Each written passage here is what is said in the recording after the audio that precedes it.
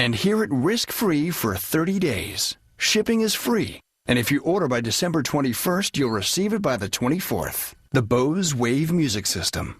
Once you've heard it, everything else just doesn't measure up. You're watching CHCH, Canada's superstation.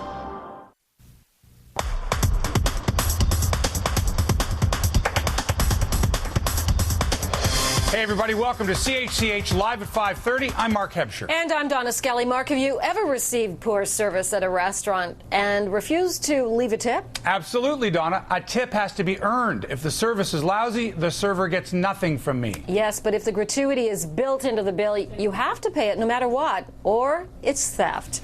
We'll discuss it later on Square Off. Are you a charitable person? If so, you're in the majority. 84% of Canadians give to charities. 12.5 million Canadians volunteer. But with the recession and tougher economic times ahead, charities say now more than ever they need our support. And that's why Imagine Canada is proposing the stretch tax credit for charitable giving. It's an incentive that the group hopes will encourage people to give and to give more. The stretch tax credit would increase the federal charitable tax credit from 29% to 39%, and it gives on anybody that is giving over $200. Now, is this something that would benefit all Canadians? Let's put the question to Michelle Gauthier of Imagine Canada. She joins us in Ottawa. And on the telephone, Kevin Gaudette of the Canadian Taxpayers Federation. Michelle, tell us briefly, how would this stretch tax credit work? Well, as you've explained, basically we'd be looking at increasing the tax credit from 29% to 39%, and we'd be encouraging Canadians to stretch their giving insofar as they would provide more than they did in 2008. Canadians are a very caring bunch, and I think they recognize that caring Canadians build stronger communities, so we'd have better quality of life and better support for all if we were able to better support our charities across the country. Kevin, do you like the idea of a stretch tax credit? Well, let me start by first agreeing with Michelle that there's an important role that our not-for-profits and our charities play across the country, and as all levels of government ratchet up their massive loads of debt, increasingly we need to look back toward those organizations to provide some of the services that government has too often taken over. Having said that, the part of the problem with the recommendation just is that in order to increase that type of tax credit, it takes more money from an opportunity cost. It takes more money out of the Treasury. And there isn't a shortage of organizations across the country who are asking for precious access to that money. In Canada, the average charitable contribution per capita is, in fact, lower than the United States. And we, although on one hand we like the idea of having people give more money, a more equitable approach might be to have lower taxes across the board so individuals can choose for themselves where and how to apply that cash. Michelle, how did you come up with the idea of this stretch tax credit? Is it being used in other countries?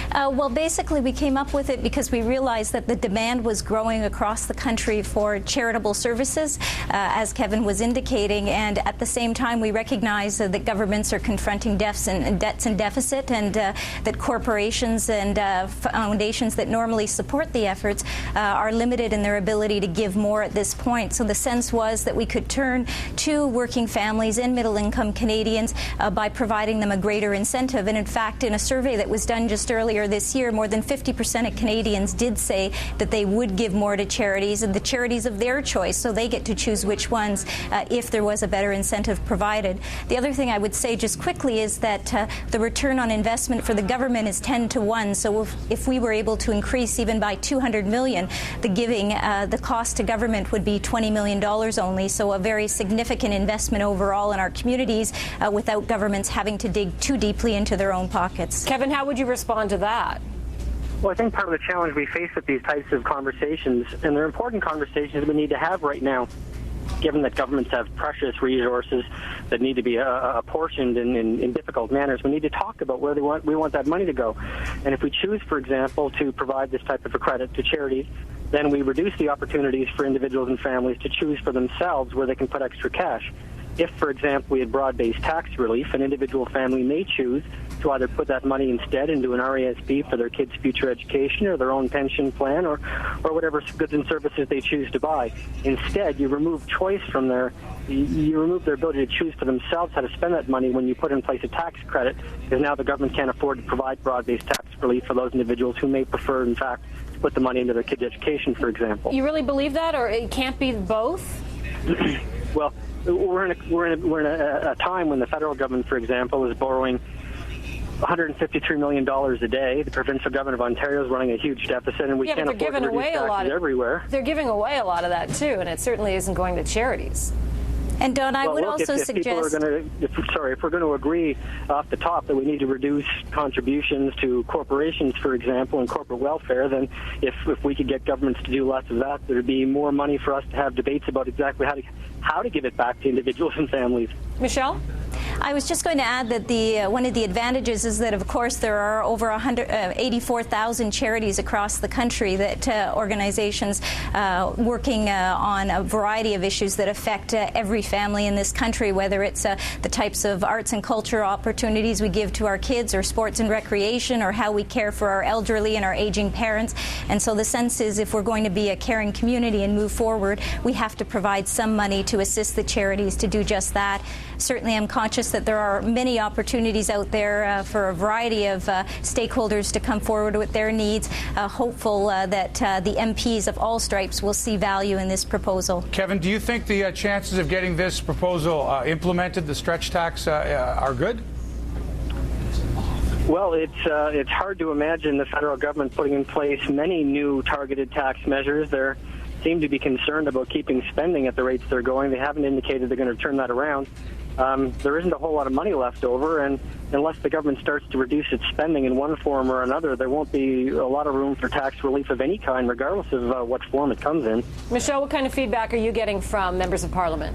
We've actually had very positive response so far at the Finance Committee hearings, for example, and we're having charities across the country write to their local MPs so that they can engage in just the type of discussion we're having now about what kind of Canada we want and what kind of investments need to be made to ensure a better future for all. Michelle, finally, if somebody is interested in learning more about this, because I know at this point it is just a proposal, what can they do?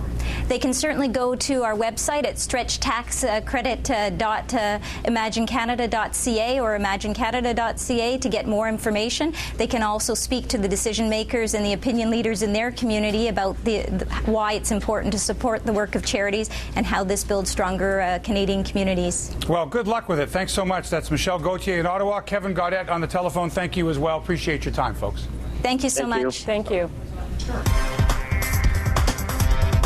Coming up next, is aggressive and sometimes violent behavior in women's sports something that we should get used to? Maybe we should get used to the fact that just because they're female doesn't mean they won't do anything to win, just like the guys. A lively discussion coming up next, so stay with us. Our Father who art in heaven, hallowed